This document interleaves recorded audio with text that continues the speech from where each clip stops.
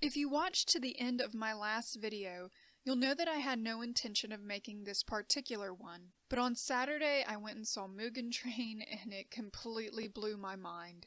I then did something I have never done before. I went and watched it again the very next day.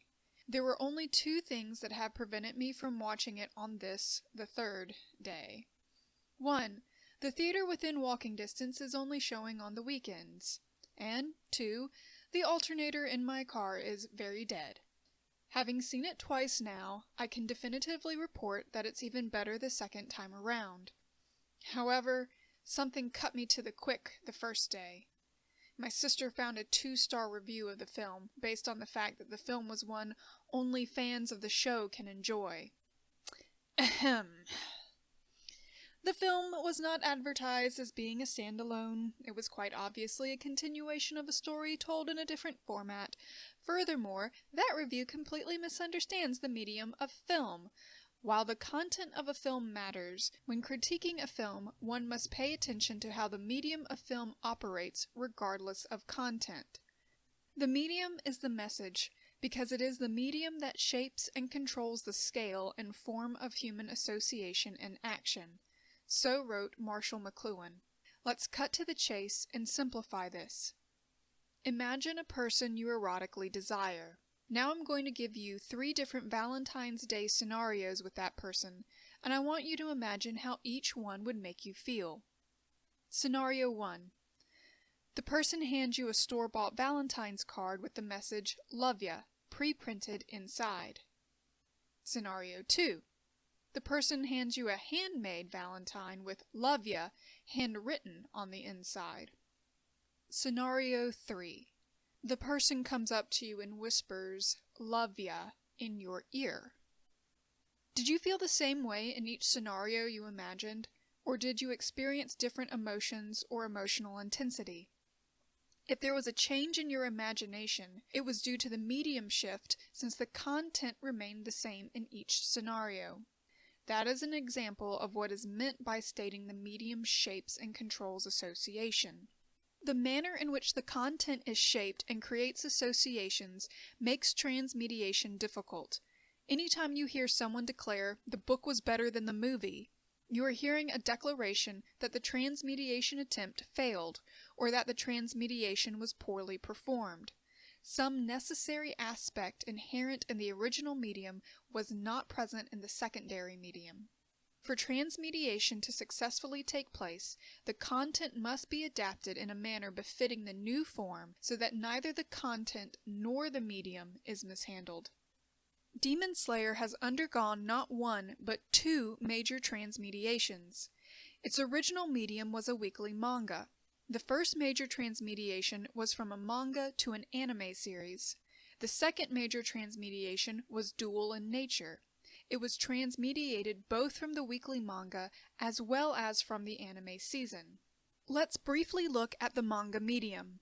Appearing weekly, it was one among several manga stories in one magazine. This means that the mode of storytelling was by chapter, rather than, say, an entire book, and each chapter had a predetermined page count that limited the amount of frames that could be used to tell the story. The format is meant to entice readers to buy the entire magazine the manga appeared in, so the content must be engaging enough in a relatively short space to keep the readers buying. The weekly format with no guarantee for continuation means a plot-driven story is a risky move. There is no guarantee the mangaka will be permitted to create the work to its predetermined end. The weekly element, the lack of a guarantee to a hard end, makes the plot-driven nature of Demon Slayer stand out from its peers. Each individual chapter is tailored to further the plot. It was meant to have a limited series run rather than having the opportunity to remain serialized for an extended period. Since I've touched upon the original medium, let's move quickly to the second, from the manga to the anime. The structure of a weekly manga is as a weekly, but the structure of an anime is as a season. For a weekly manga, the pacing is determined by the time needed to develop the plot and the limited page count that will encourage reader engagement without a necessarily predetermined ending. If the mangaka does not already know when the story will end, it can potentially continue as long as there is reader engagement. While an anime is concerned with weekly views, how well it does seasonally determines whether or not it will return to the screen, not the weekly views in of themselves. Unless you're dealing with a purely episodic show, such as Gintama or Detective Conan, the season itself tends towards a basic narrative structure, a beginning, a middle, and an end. If you've paid attention to structure while watching shonen anime, you'll have noticed that for many of them, each season has its own plot rather than the series having a cohesive plot which transcends each season. However, Demon Slayer was not designed in this fashion. It was conceived of as a continuous story with weekly developments that were not restricted to the narrative format of an anime season. This is part of the reason why so many mini arcs are contained within the first season. Something else which must be kept in mind is how anime and manga handle interruptions differently. For a weekly manga, the only interruption is that of the publishing date. There are no ads interrupting the chapters. But for an anime, it must be designed with interruptions in mind. Not only is there the longer interruption of air dates, but there are the interruptions of the opening and closing sequences, as well as advertisements, usually occurring in the middle of the show. The medium of anime is designed with repetition and interruption built into its structure, as well as the need for a seasonal plot device. In fact, if you paid attention to the end of Season 1, it states that it is the end of the coming of age arc. Our four protagonists, with Nezuko in particular, have all left the elementary stage of their development as fighters. They are now entering the stage of mastering, or refining, their skills. Given the successful transmediation from manga to anime, why did the producers decide to continue the narrative as a movie rather than as an anime? Was there something about the Mugen Train arc that worked better as a film rather than as a mini arc beginning a second season? The answer to the second question is yes, and the answer to the first explains why that answer is yes. First and most obviously, there is a lack of interruption in a film compared to an episode. There are many amazing fight sequences in the film, and since there is no interruption between episodes or within episodes, those fight sequences are fully developed and given the time they need to fully impact the watcher. The train is a metaphor.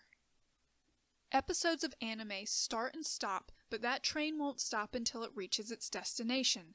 The characters are encapsulated by a continuously moving object. The pace must be maintained, and that pace cannot be maintained if there are interruptions from ads or shifts from one episode to another. Also, the train is a metaphor within the arc itself. By not having interruptions, the film is able to present a cohesive narrative. While some critics have complained about the fact the film expects its audience to already know the world and its characters, these critics have missed the message of the medium. Explaining how the world functions and reintroducing the characters acts as a form of recapping which would interrupt the narrative flow of the film itself. The Mugen Train arc contains a very concise mini-plot within the larger Demon Slayer narrative, and a recap of world and characters would not only distract the audience from the meaning of the film, but also present false expectations as that plot does not get resolved in the film itself or is even significantly advanced. Just because transmediation occurs, it does not mean that recaps are necessary. Transmediation without reintroductions is not uncommon in written formats. Conan Doyle did not reintroduce Holmes or Watson in his novel The Hounds of the Baskerville, nor does Neil Gaiman reintroduce anything when he moves Shadow into short stories once the novel American Gods has finished. These authors are not shifting mediums in order to change their audience or engage with a new audience. Rather, these authors have recognized that the content of their stories needs a different medium in order to be properly expressed. Reintroductions are necessary only when an entire story is being transmediated, not when a portion of a story is being transmediated. So I've covered motion and interruption. Now it's time to look at scope. In this context, when I say scope, I'm talking about the ratio between what is being shown and the screen it is being shown on. The larger the scope of a shot, the larger you desire the screen to be. The more magnificent or spectacular the shot, also the larger you desire the screen to be. Quite frankly, I believe the reveal of Tanjiro's subconscious alone merits the entire movie being on the big screen. Happily, there are more sequences that deserve the big screen treatment than just that scene, especially once we hit Act 2. Speaking of Act 2, let's talk audience. Anime episodes are meant to be watched in the privacy of one's home, potentially all on your own with no one around you. Films are meant to be experienced with other people. Film incorporates the Dionysic element into the medium. Funny parts are funnier when other people are laughing with you. And poignant scenes? Well, let me just say that there was a sense of depth which increased when the entire theater was so quiet on both nights that you could have heard a pin drop in more than one instance during that second act. But enough of the superficial, albeit important elements, for why Mugen Train is more fitting as a film than as a selection of anime episodes or even a made-for-TV movie. Remember that the medium forms the associations one has with the content. Mugen Train had to be a film because while it does further the overall plot, the arc we witness in the film focuses our attention on Rengoku. Mugen Train is Rengoku's story, more than it is simply a matter of getting Tanjiro closer to his goal.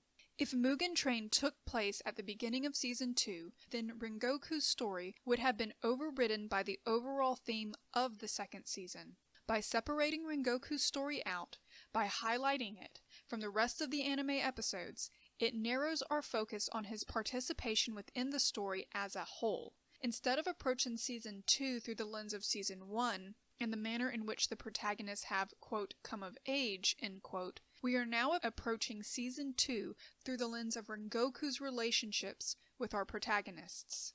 Furthermore, by transmediating the anime into film for Rengoku's story, we, the audience, are better able to witness the manner in which samurai films, and by extension westerns, have influenced the composition of Demon Slayer. Rengoku's story, the Mugen Train movie, is a story told in 2 acts. Act 1 is a train heist, and Act 2 is the distillation of the essence of samurai films. In engaging with Rengoku's story, we are meant to also tap into the emotional experience that samurai films engender. The manner of revealing Rengoku's story within 2 acts, while paying homage to Demon Slayer's predecessors, could not have been achieved through anime episodes. That is why it had to be a film. And all the above reasons are why, as a film, it fits the necessary criteria of the medium. It presents motion, sound, scope, and content in a manner that could not have been achieved if the story had been transmediated into a seasonal anime format. The medium of film has successfully shaped the content so that we associate the Mugen Train arc primarily with Rengoku rather than as simply another mini-arc or side quest in the overall movement of Tanjiro achieving his goal of transforming Nezuko back into human form. Focus on the content alone misunderstands the media of film in general and especially for this movie. Thus, along with all the delightful techniques which contribute to a well-crafted film, I maintain that Demon Slayer Mugen Train as a film exemplifies its medium rather than detracts from it. Thank you for listening. If you enjoyed this or found any of it thought-provoking, please feel free to share the video, drop a comment below, and take the conversation off the digital platform and into the physical world. Like, subscribe, and hit the notification bell if you feel so moved. Until next time, fare thee well.